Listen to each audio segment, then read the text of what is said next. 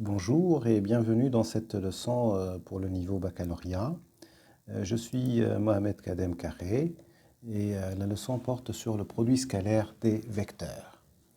Vous pouvez télécharger le PDF de cette leçon sur le site web que j'indique ici. Alors, le plan de la leçon sera le suivant. On va d'abord définir le produit scalaire dans le plan et dans l'espace et donner quelques propriétés fondamentales de ce produit scalaire. Ensuite, on va définir le vecteur normal à une droite ou à un plan. Et enfin, on va traiter l'intersection des droites et des plans. Alors, commençons par définir le produit scalaire dans le plan et dans l'espace. Alors, ça se définit de la manière suivante. On considère deux vecteurs et on va définir une certaine opération entre ces vecteurs qu'on appelle produit scalaire. On va le définir d'abord dans le plan et ensuite dans l'espace de dimension 3. Alors, commençons par le plan, soit IJ une base orthonormée du plan.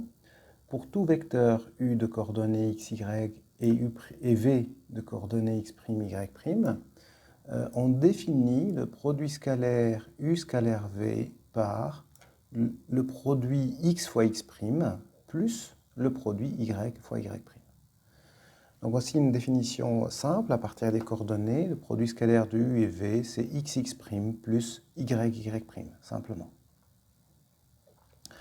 Maintenant, considérons une base orthonormée IJK de l'espace. Pour tout vecteur U et V, cette fois-ci avec trois coordonnées, on définit le produit scalaire U scalaire V comme étant xx' plus yy' plus zz'. Donc on rajoute le produit des troisièmes coordonnées. Donc vous voyez, le produit scalaire avec les coordonnées se définit très simplement. Dans notre leçon ici, on considère soit le plan de dimension 2, soit l'espace de dimension 3. Alors, le produit scalaire est notamment utile pour caractériser que deux vecteurs sont orthogonaux. Et aussi, ça permet de calculer les normes, les longueurs des vecteurs. En effet, voici la proposition qui illustre cela. Considérons deux vecteurs U et V dans le plan P ou dans l'espace E. Alors, U est orthogonal à V si et seulement si le produit scalaire de U et V est égal à 0. Donc, le fait que le produit scalaire est égal à 0 caractérise que deux vecteurs sont orthogonaux. Deuxième propriété, la norme de U au carré n'est autre que U scalaire U, c'est-à-dire x au carré plus y au carré quand nous sommes dans le plan, et x carré plus y carré plus z carré quand nous sommes dans l'espace.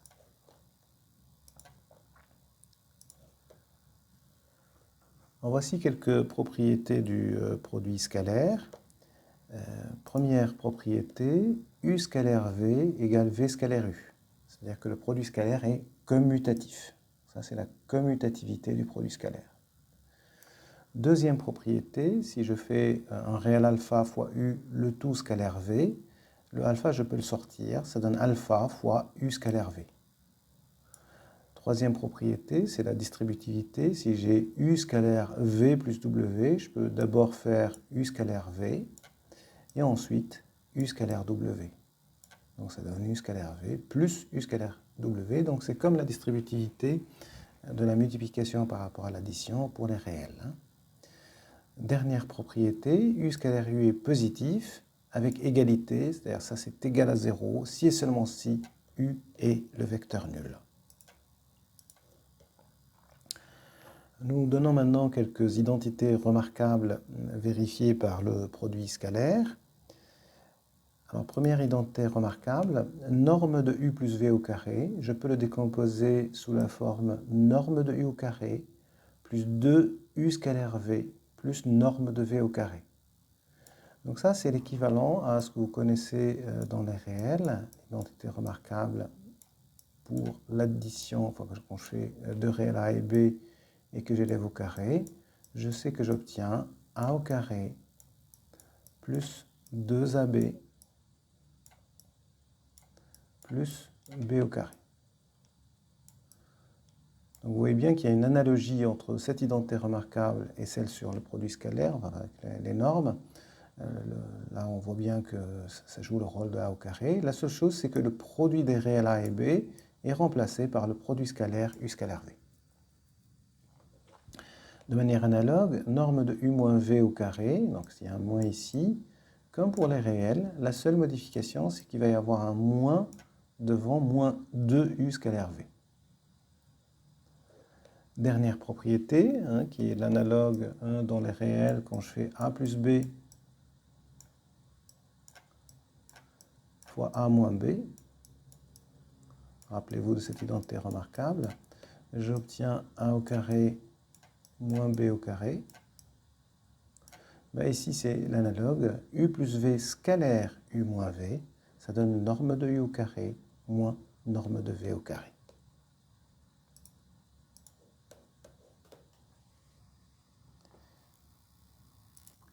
Nous allons maintenant montrer la relation du cosinus avec le produit scalaire. Alors, ça se présente de la manière suivante. Considérons deux vecteurs u et v dans le plan ou dans l'espace. Je vais faire un dessin. Ça, c'est le vecteur u, par exemple. Et ça, c'est un vecteur v. Alors, cette propriété nous dit que u scalaire v égale norme de u fois norme de v fois le cosinus de l'angle entre u et v. Donc, retenez bien cette formule importante qui relie le produit scalaire au cosinus. Alors, autre manière de voir ça, c'est de dire que c'est norme de u fois ce qu'on appelle ici, ce qu'on a noté h.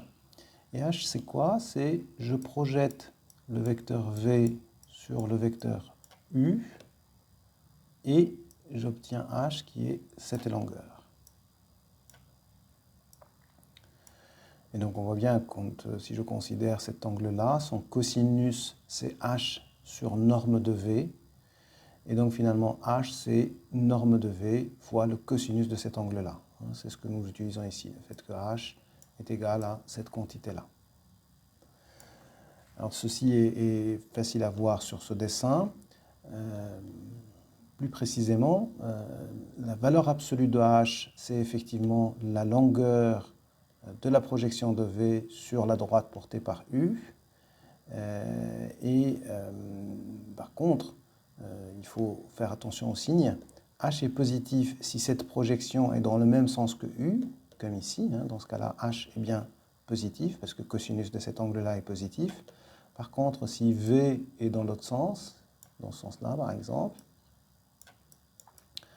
dans ce cas-là, si je projette sur l'axe de u, j'obtiens que h est négatif, puisque le cosinus de cet angle-là est négatif. Donc h, ce n'est pas simplement une longueur, c'est une longueur avec un signe, selon que si v est dans le même sens que u ou dans le sens opposé. Voilà donc cette relation entre le produit scalaire et le cosinus. On passe à la partie sur le vecteur normal. Normal au sens orthogonal ici, perpendiculaire. C'est ça, ces trois notions sont équivalentes, perpendiculaire, orthogonal ou normal.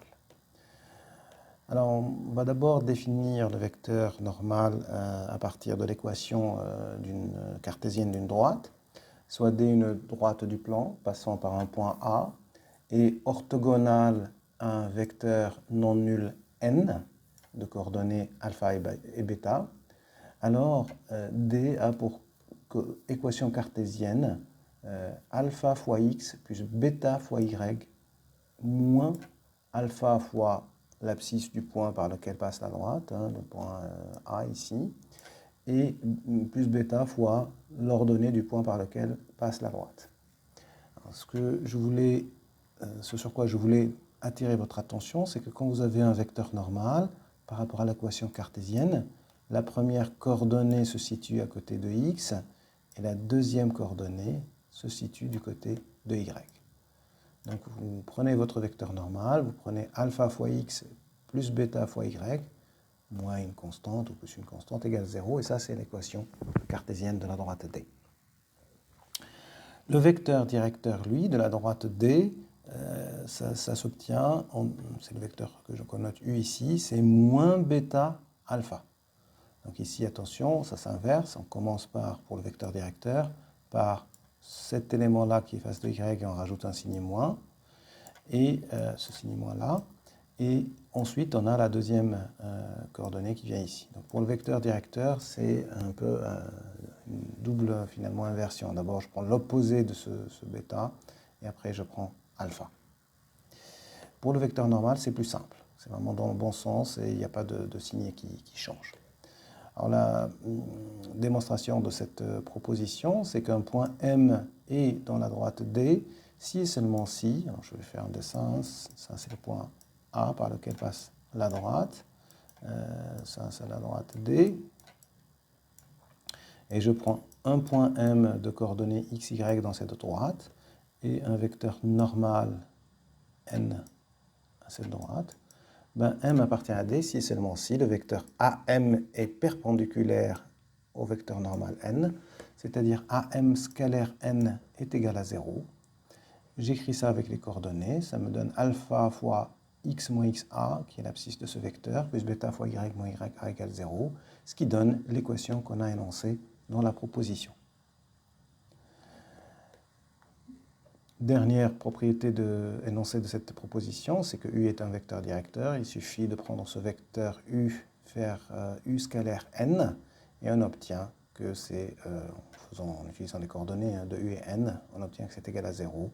Donc U est bien perpendiculaire à N, et donc U est bien vecteur directeur de la droite D. Voilà comment on obtient les coordonnées du vecteur directeur et du vecteur normal en relation avec l'équation cartésienne d'une droite. On continue maintenant en passant à l'espace. Prenons un plan P dans l'espace et un point A qui passe par un point A de coordonnées qui sont données ici et qui est orthogonal au vecteur n.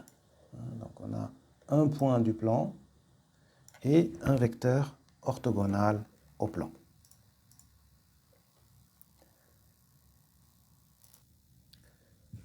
Alors dans ce cas-là, le plan P a comme équation cartésienne, un peu comme tout à l'heure.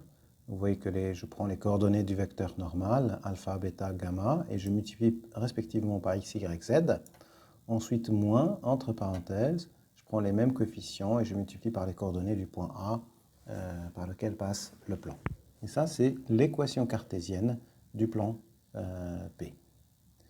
Et la preuve est analogue à ce que j'ai fait tout à l'heure. Un point M est dans le plan, si et seulement si AM est perpendiculaire au vecteur n. Maintenant, ça veut dire par le produit scalaire que AM scalaire n égale à 0. Je remplace le produit scalaire avec les coordonnées du vecteur n et du vecteur AM et j'obtiens l'équation énoncée dans la proposition.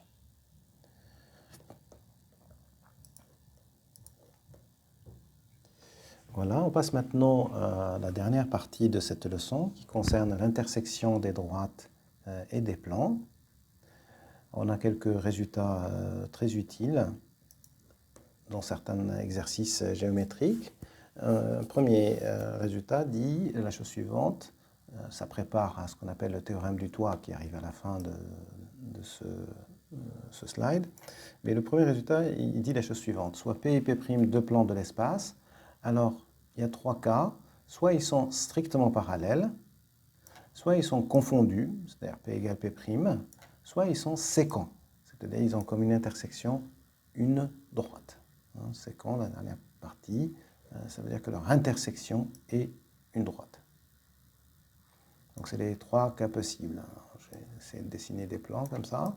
Ça c'est un premier plan. Premier cas, ils sont strictement parallèles. Ils sont comme ça, hop, il n'y a aucune intersection entre les deux. Deuxième cas, ils sont confondus. Donc ça veut dire ça c'est P et P' il est là-dessus. Et troisième cas, ils sont séquences, ils ont une intersection. Et dans ce cas-là, je vais essayer de dessiner un autre plan ici, comme ça, hop. Il y a une intersection qui est une droite entre les deux. Et celui-là, il continue son bonhomme de chemin ici, en dessous de ce plan-là. Voilà le premier résultat. Alors, deuxième résultat, il nous dit la chose suivante. Soit P et P' deux plans de l'espace, alors ils sont strictement parallèles si seulement si deux droites séquentes de l'un sont parallèles à deux droites séquentes de l'autre.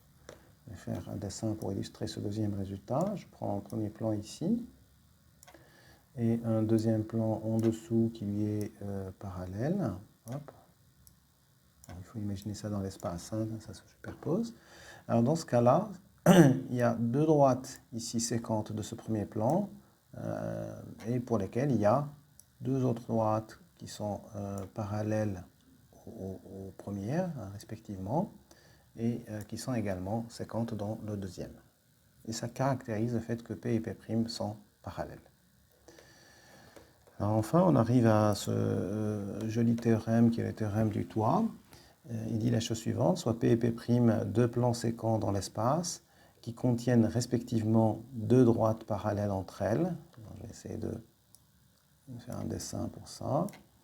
Donc je prends un premier plan comme ça, un deuxième plan qui lui est séquent par exemple ici.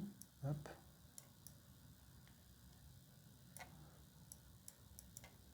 Ça ressemble à une table de ping-pong. Hop. Voilà. Alors, ils contiennent respectivement deux droites parallèles entre elles. Donc, on va prendre deux droites qui sont parallèles entre elles. Donc, on va prendre une droite ici, là, hop, et une droite dans ce plan-là, hop, elle est comme ça. Donc, on va imaginer que ces deux droites sont parallèles entre elles. Alors, dans ce cas-là, l'intersection de P et P', qui est cette droite en pointillé, est une droite, donc je vais donner des noms pour que ce soit clair. Ça, c'est P. Ça c'est D, ça c'est P', le plan qui sort, et ça c'est D', cette droite ici. Alors la droite D seconde, qui est l'intersection des deux plans P et P', est forcément parallèle aussi bien à D qu'à D'. Et c'est ça le théorème du toit. Pourquoi ça s'appelle le théorème du toit? Parce que ça rappelle le toit des maisons où il y a deux plans comme ça inclinés, hein, les toits qu'on voit sur les villes européennes, avec comme ça deux plans inclinés qui se croisent. Et donc, ce théorème en fait énonce le fait que l'intersection entre ces deux plans, finalement, elle est parallèle à toutes deux droites D' qui sont parallèles entre elles dans ces deux plans-là. C'est ça le théorème du toit. Voilà, théorème parfois et même souvent utile dans les exercices de géométrie au bac sur les plans et leurs intersections. Dernier slide de ce cours, ça comporte deux résultats. Alors, le premier résultat s'énonce de la manière suivante. Prenons D une droite et P un plan de l'espace, soit U un vecteur directeur de la droite D et VW une base du plan P. Alors, premier résultat, UVW est lié. On a dit ce que ça veut dire lié, c'est-à-dire qu'il existe alpha, bêta, gamma, c'est que alpha U plus bêta V plus gamma W égale 0, avec alpha, bêta, gamma non tous nuls. C'est-à-dire qu'il existe un des trois qui n'est pas nul. Si ces trois vecteurs sont liés, alors la droite D est forcément parallèle à P. Je vais faire un dessin. Ça, c'est le vecteur U. Ça, c'est notre droite D qui a comme vecteur directeur le vecteur U. Et ça, c'est un plan, ici, qui comporte deux vecteurs, V et W. Alors, cette droite est parallèle à ce plan P.